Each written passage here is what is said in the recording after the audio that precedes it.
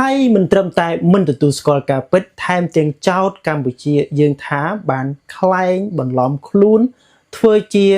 ក្រុមអ្នកសង្កេតការអាស៊ានឬក៏ AOT ថែមទៀតណាចឹងថៃ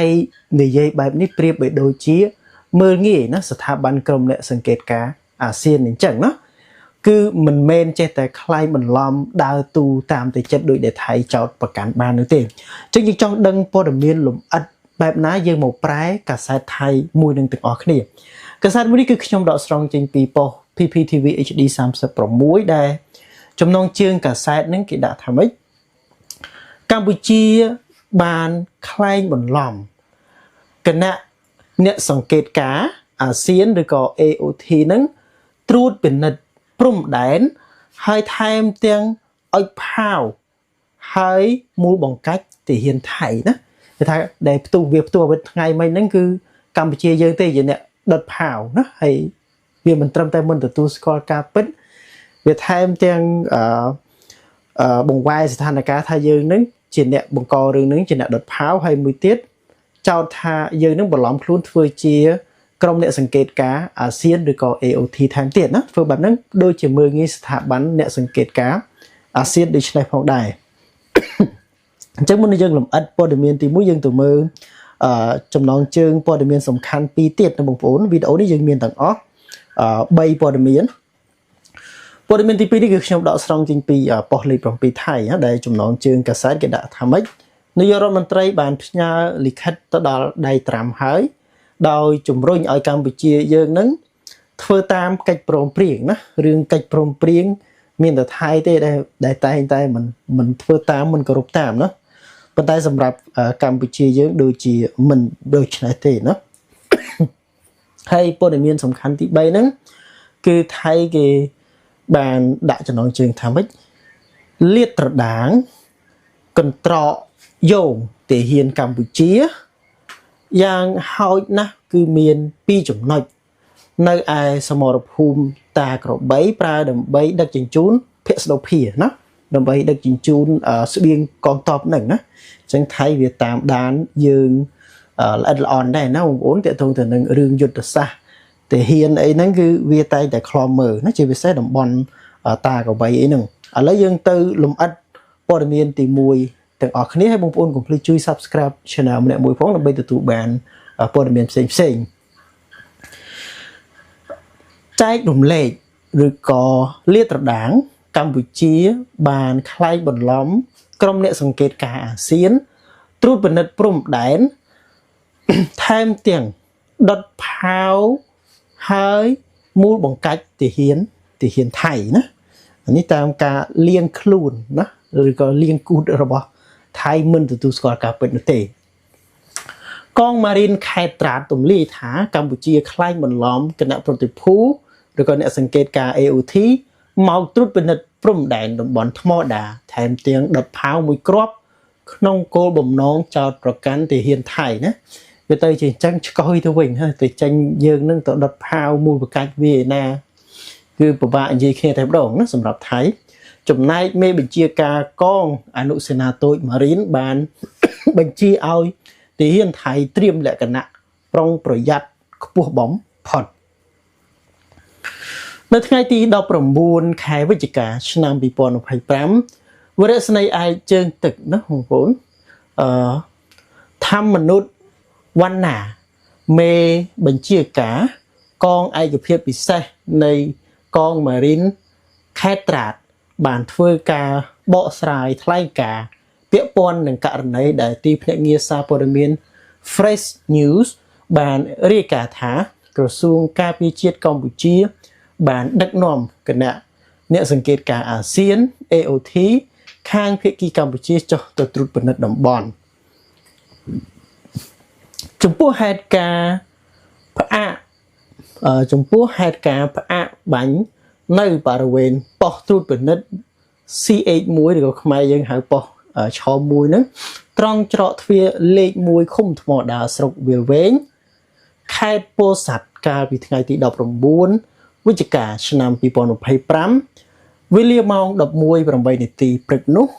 តាមការត្រួតពិនិត្យជំហានដំបូងបានរកឃើញថាមិនមែនជាគណៈ អ្នកសង្កេតការអាស៊ាន AOT នោះទេណាអញ្ចឹងវាមិនទទួលស្គាល់ទេវាថាព្រឹកមិញហ្នឹងគឺកម្ពុជាយើងខ្លាយបន្លំធ្វើជា AOT ខ្លួនឯងណាមិនជាអ្នកសង្កេតការពិតប្រាកដអានេះតែតាមរយៈការច្រានចោលណានៅខាងយោធាថៃប៉ុន្តែជាទាហានកម្ពុជាប្រមាណ30នាក់ដែលបានរៀបចំឆាកឲ្យមើលទៅដូចនឹងស្តៀងនឹងគណៈប្រតិភូ AOT ដូចជាការពាក់មួកពណ៌ខៀវនិងរបៀបស្លៀកពាក់ជាដើមអញ្ចឹងយើងចាំមើលមើលតើអន្តរជាតិគេស៊ើបមើលរឿងនឹងដូចថៃនិយាយមែនអត់ណាបើសិនជាថៃនៅតែមូលបកាច់ឡើងចុះមិនស្រួលនឹងអាមេរិកផ្អាកឬក៏បញ្ឈប់នៅក្នុងការបញ្ចុះពន្ធនាំចូលតែម្ដងណាយើងចាំមើលទាំងអស់គ្នាបើសិនជាថៃនៅតែគក្លឿនមិនគោរពតាមកិច្ចព្រមព្រៀងសន្តិភាពក៏ដូចជាកិច្ចព្រមព្រៀងបទឈប់បាញ់ជាមួយនឹងកម្ពុជារបស់យើងវិទ្យាស្នេហ៍អាយជើងទឹកធម្មនុษបានថ្លែងបន្តថានៅកំឡុងពេលនោះរូបលោកក៏ស្ថិតនៅក្នុងតំបន់ផ្ទាល់ដែរទើបលោកបានប្រើប្រាស់កែវយឹតមើលពីចម្ងាយព្រមទាំងបញ្ជាយន្តហោះ drone ឲ្យហោះឡើងត្រួតពិនិត្យដើម្បីតាមដានស្ថានភាពនៅពេលកំពុងមើលកែវយឹតលោកបានឮសំឡេងផ្ទុះខ្លាំងដោយផាវមួយគ្រាប់ហើយមិនយូរប៉ុន្មានក្រុម AOT คล้ายคล้ายណា AOT คล้ายคล้ายក៏បានរលាយបាត់ទៅបានដកថយចេញទៅក្រៅពីនេះក្រុមឯកភាពដោះមីនរបស់កងទ័ពក៏នៅតែបន្តបេសកកម្មដោះមីននៅតំបន់បានឆាំរ៉ាក់ឬក៏ភូមិឆាំរ៉ាក់ហ្នឹងចំពោះហេតុការណ៍នេះវិទ្យាស្នេហ៍អាយជើងទឹកធម្មនុษវណ្ណាមេបញ្ជាការកងឯកភាពពិសេសនៃកងម៉ារីនខេត្តត្រាតបានឈរមើលតាមកែវយឹតនៅលើប៉មយាមខាងភាគីថៃដោយឥតមានការខ្លាចរអាអំពីសំណាក់ភាគីទាហានកម្ពុជាឡើយណាមិនមានអីត្រូវខ្លាចមិនមែនទៅច្បាំងគ្នាទៅបាញ់គ្នាណាយើងដឹកនាំគណៈអ្នកសង្កេតការអាស៊ានទៅហ្នឹងណាអញ្ចឹងវាថាវាអត់មានខ្លាចរអាមិនមានអីត្រូវខ្លាចមិនមែនទៅច្បាំងគ្នាណាយើងគ្រាន់តែទៅត្រួតពិនិត្យព្រំដែនណាព្រមទាំងបានបញ្ជាឲ្យទាហានត្រៀមលក្ខណៈប្រុងប្រយ័ត្នខ្ពស់បំផុតស្របតាមបទបញ្ជារបស់អាដាមនាយឧត្តមសេនីយ៍ណត្តផនណាក់ផានិតណាពូទឺហ្នឹងណាហ្នឹងហើយណត្តផនណាក់ផានិតណារដ្ឋមន្ត្រីក្រសួងការពារជាតិដែលអាចធ្វើការតបតនឹងភាគីកម្ពុជាបានតាមការសមស្របណាអញ្ចឹងវាធ្វើម៉េចញោះយើងឲ្យតែយើងតជាមួយវាហ្នឹងគឺវាលេងពេញធឹងជាមួយយើងទៀតហើយណាសម្រាប់ចៅសៀមហ្នឹងឥឡូវយើងបិទបញ្ចប់ព័ត៌មានទី2តទៅទៅនឹងថៃគឺវានៅអត់សុខដែរណាបងប្អូនពីមុនគេថាមាត់គេមុខភ័យសម្ដីលយថាអត់មានទីផ្សារអាមេរិកក៏ថៃមិនខ្វះប្រទេសនាំចេញដែរប៉ុន្តែឥឡូវហ្នឹងគឺតាមត្រុកអង្វរឲ្យត្រាំហ្នឹងជួយបញ្ចុះពន្ធណាដោយសារអាមេរិកនៅតែជាទីផ្សារសំខាន់សម្រាប់បណ្ដាប្រទេសទាំងអស់ទូទាំងសកលលោកនៅក្នុងការនាំចូលទៅសហរដ្ឋអាមេរិកណាបងប្អូនសូម្បីតែកម្ពុជាយើងនាំទៅអាមេរិកមួយឆ្នាំដូចជាមិនក្រោមពី10ទៅ12 billion ទេណាបងប្អូនមក12 billion វាស្មើនឹង12000 លានដុល្លារណាបងប្អូនគឺទំហំច្រើនមែនទេណាហើយយើងរកស៊ីជាមួយថៃជាមួយយួននេះគឺមិនដែលចំណេញទេណាបងប្អូនមានតែប្រទេសពីរហ្នឹងនាំចូលមកយើងទំហំសាច់ប្រាក់ដ៏ច្រើនស្មើនឹងគេកើបលុយពីយើងច្រើនប៉ុន្តែយើងនាំចេញទៅគេវិញគឺតិចតួចបំផុតណាអញ្ចឹងស្មើនឹងគេកើបលុយពីយើងច្រើនជាងយើងកើបលុយពីគេណាអញ្ចឹងកសែតទី2នេះគឺនាយករដ្ឋមន្ត្រីបានផ្ញើលិខិតទៅកាន់ត្រាំដោយជំរុញឲ្យកម្ពុជានឹងធ្វើទៅតាមកិច្ចព្រមព្រៀងណាថៃគឺព្យាយាមជំរុញធ្វើម៉េចឲ្យសម្រេចនៅគោលដៅមួយហ្នឹងដើម្បីត្រាំចរចារឿងបញ្ចុះពន្ធជាមួយខ្លួនណានាយករដ្ឋមន្ត្រីបានផ្ញើលិខិតទៅលោកត្រាំដើម្បីជំរុញឲ្យកម្ពុជាអនុវត្តតាមកិច្ចព្រមព្រៀងក្រសួងការបរទេសបានបកស្រាយនិងបញ្ជាក់ថាភាគីថៃបានបំបែកបញ្ហាព្រំដែនថៃកម្ពុជាចេញពីបញ្ហាកិច្ចចរចាពន្ធគយជាមួយសហរដ្ឋអាមេរិក ទន្ទឹមនឹងនេះនាយករដ្ឋមន្ត្រីក៏បានធ្វើលិខិតផ្ញើជូនលោក Donald Trump ដើម្បីស្នើសុំឲ្យកម្ពុជាត្រឡប់មកអនុវត្តតាមកិច្ចព្រមព្រៀងវិញនាយករដ្ឋមន្ត្រីបានផ្ញើលិខិតទៅលោក Trump ដើម្បីជំរុញឲ្យកម្ពុជាអនុវត្តតាមកិច្ចព្រមព្រៀងលោកនីរ៉ាដេតផ្លាងគូនអគ្គនាយកនៃនាយកដ្ឋានព័ត៌មាននិងជាអ្នកនាំពាក្យក្រសួងការបរទេសបានបកស្រាយអំពីស្ថានភាពព្រំដែនថៃកម្ពុជាបន្ទាប់ពីកិច្ចពិភាក្សារវាងលោក Donald Trump ប្រធានាធិបតីសហរដ្ឋអាមេរិកជាមួយនាយករដ្ឋមន្ត្រីកាលពីថ្ងៃទី14ខែវិច្ឆិកាកន្លងទៅចឹងថៃវាជំរុញធ្វើម៉េចដើម្បីច្បាស់ថាបានសន្តិភាពជាមួយកម្ពុជាយើង 100% ហើយគឺអាមេរិកនឹងចរចាបញ្ចុះពន្ធទៅតាមនឹងណាដោយសារអាមេរិកខឹងខ្លាំងរឿងថៃគេហៅថាស្មើនឹងហែកកិច្ចព្រមព្រៀងសន្តិភាពដែលត្រាំធ្វើជាសាក់សីហ្នឹងគឺធ្វើឲ្យអាមេរិកមិនពេញចិត្តទេណាថៃដូចថាធ្វើអីដូចអំនួតធ្វើអីតែឯងឯកតោភាគីដោយអត់មានយល់ពីអ្នកសម្របសម្រួលអីសោះណាកាលពីម្សិលមិញនាយករដ្ឋមន្ត្រីបានផ្ញើលិខិតមួយច្បាប់ជូនលោកត្រាំដោយបានសង្កត់ធ្ងន់អំពីការរំលោភលើកិច្ចព្រមព្រៀងរបស់កម្ពុជាណាវាឆ្លៀតចោទប្រកាន់មូលប្រកាសយើងទៀតណាទាំងដែលអ្វីដែលថៃនិយាយហ្នឹងអានេះគឺជាខ្លួនវាទេដែលជាអ្នកប្រព្រឹត្តនៅការមិនគោរពនៅកិច្ចព្រមព្រៀងហ្នឹងក្នុងលិខិតនោះលោកបានស្នើសុំឲ្យកម្ពុជាមិនរារាំងប្រតិបត្តិការដោះមីនរបស់ភាគីថៃនិងស្នើសូមឲ្យបង្ហាញនៅសេចក្តីក្នុងការអនុវត្តតាមនិងត្រឡប់ទៅរកមាគ៌ាសន្តិភាពជាមួយថៃវិញក្រសួងការបរទេសបញ្ជាក់ថាថៃបានបំបែកបញ្ហាកិច្ចចរចាពាណិជ្ជកម្មនិងបញ្ហាសន្តិសុខដោយជំហររបស់ថៃចំពោះកិច្ចចរចាពាណិជ្ជកម្មជាមួយសហរដ្ឋអាមេរិកនៅតែដដែលព្រោះថៃបានបំបែកប្រធានបទទាំងពីរនេះពីគ្នាគឺបញ្ហាសន្តិសុខនិងបញ្ហាពាណិជ្ជកម្មអ្វីដែលសំខាន់ភាគីថៃមិនយល់ស្របនឹងការផ្សារភ្ជាប់បញ្ហាទាំងពីរនេះជាមួយគ្នានោះឡើយប៉ុន្តែប្រសិនបើសហរដ្ឋអាមេរិកនឹងមានទូនាទីប្រកបដោយការស្ថាបនាចំពោះបញ្ហានេះក៏សូមស្នើឲ្យសហរដ្ឋអាមេរិកដាក់សម្ពាធលើកម្ពុជាដើម្បីឲ្យអនុវត្តតាមកិច្ចព្រមព្រៀងយ៉ាងម៉ឺងម៉ាត់ផងដែរសូមធានាថាគ្រប់ស្ថាប័នថៃទាំងអស់នឹងអនុវត្តការងារយ៉ាងពេញលេញបំផុតដើម្បីការពារប្រទេសថៃគ្រប់ជ្រុងជ្រោយណាឥឡូវយើងបិទបញ្ចប់ព័ត៌មានទី2យើងទៅមើលព័ត៌មានទី3ណាទាក់ទងទៅនឹងថៃវាកំពុងតែស៊ើបអំពីភូមិសាស្ត្រណាមិនថាតែការដឹកស្បៀងការដែលវរៈកងទ័ពរបស់យើងយោធារបស់យើងនឹងឡើងទៅខាងតំបន់សមរភូមិតាកបីតាមណាអីហ្នឹងគឺវាខ្លំមើល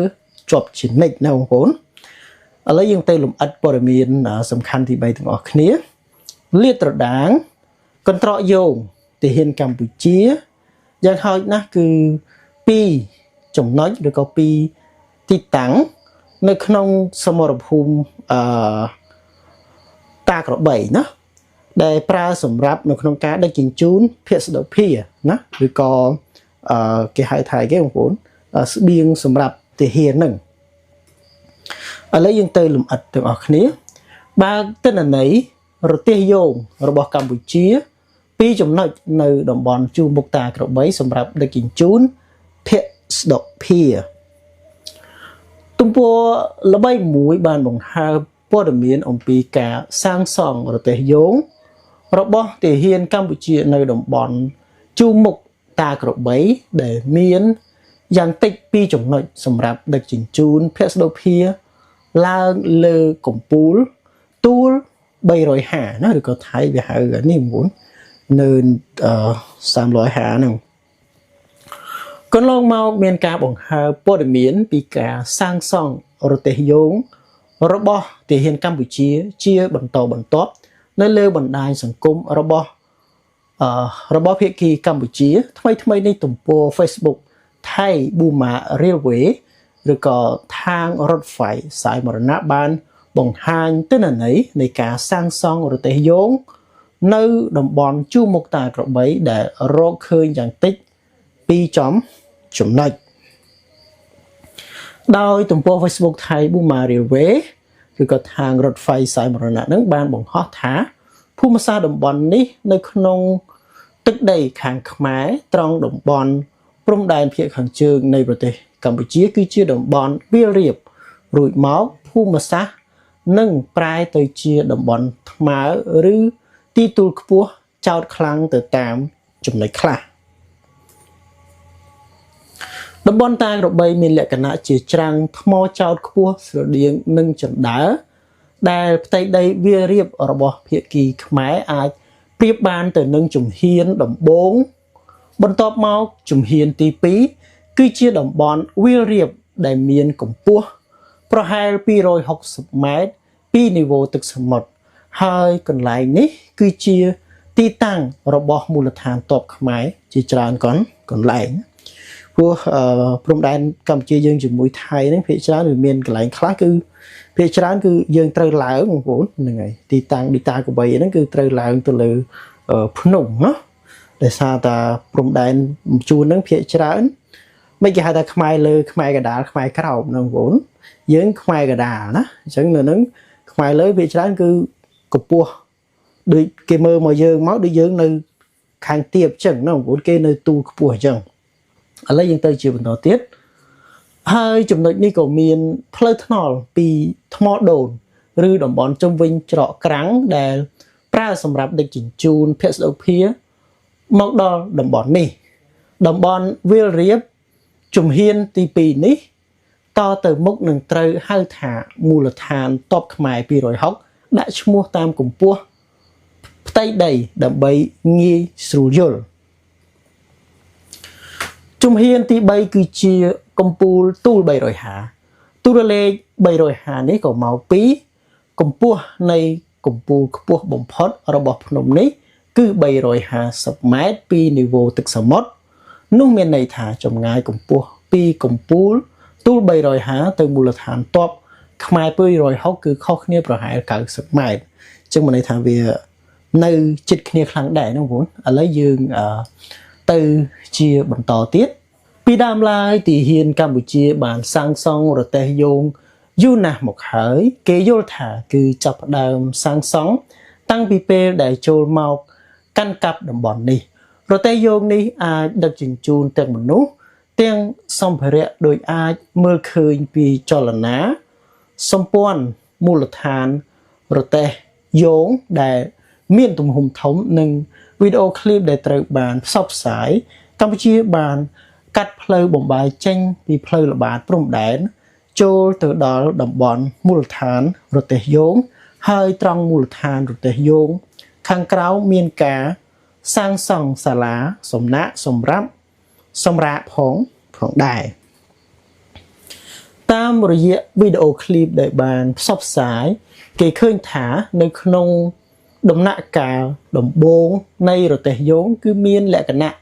ប្រើប្រាស់រទេះយោងប្រភេទប្រព័ន្ធរ៉ាស់ឬក៏ real system ណារួចមកពេលទៅដល់ពាក់កណ្ដាលផ្លូវក៏មានការផ្លាស់ប្ដូររទេះយោងទៅជាប្រព័ន្ធខ្សែណាប្រព័ន្ធខ្សែស្ពានឬក៏ cable system ដើម្បីឡើងទៅកាន់មូលដ្ឋានទ័ពខ្មែរ260តទៅទៀតបើវិភាគគេយល់ថានៅដំណាក់កាលដំបូង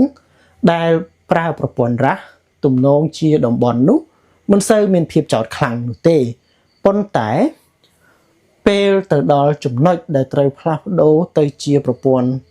ខ្សែស្ពានត្រង់នោះគឺជាចំណុចដែលមានភាពចោតខ្លាំងរហូតដល់ឡើងទៅលើមូលដ្ឋានទ័ពខ្មែរ260ណាហ្នឹងហើយអញ្ចឹងប្រព័ន្ធខ្សែស្ពានហ្នឹងប្រភេទពពុះការពីណាបងប្អូនហ្នឹងហើយអញ្ចឹងទាំងពីរទាំង3ហ្នឹងបងប្អូនយើងមាន3ព័ត៌មានសំខាន់គឺច្រើនគូសំណាដែលយើងដកស្រង់ផ្ទាល់ចេញពីសារព័ត៌មានថៃតែម្ដងតើវាចុះបែបណាខ្លះមកលើកម្ពុជារបស់យើងណាអញ្ចឹងយើង តាមដានទាំងព័ត៌មានក្នុងស្រុកព័ត៌មានក្រៅស្រុកណាដើម្បីយើងដឹងថាវាគិតបែបម៉េចមកលើយើងមូលបកាច់យើងអីមិនខ្លះណាដែលព័ត៌មានទី1ហ្នឹងគឺវាដូចជាមើលងាយអ្នកសង្កេតការអាស៊ានឬក៏គណៈសង្កេតការ AOT តែម្ដងណាវាចោទថាយើងនឹងទៅបន្លំធ្វើជា AOT ណា AOT ទៅបន្លំស្រួលបែបម៉េចណាហើយទី2ហ្នឹងតើតើទៅនឹងអនុធានគឺព្យាយាមពន្លឿនធ្វើម៉េចដើម្បីគេហៅថាឲ្យមានសន្តិភាពជាមួយយើងឲ្យបានលឿន 100% ដើម្បីចរចារឿងពន្ធជាមួយនឹងសហរដ្ឋអាមេរិកហើយព័ត៌មានចុងក្រោយទី3នេះគឺតើតើទៅនឹងថៃគឺវាបានតាមដានមើលនឹងមុនប្រើទាំងកែវយិតកែវអីដើម្បីមើលថាយើងនឹងឡើងទៅទីតាំងនឹងដោយកន្ត្រកយោងបែបម៉េចណាដឹកភាគស្ដុភាបែបម៉េចណាគឺវាតាមដានខ្លំមើលទៅហ៊ានយើងនៅក្នុងតំបន់សមរភូមិតាកបីដូចគ្នាអញ្ចឹងទាំង3ព័ត៌មានមានតែប៉ុណ្្នឹងសូមអរគុណសូមគោរព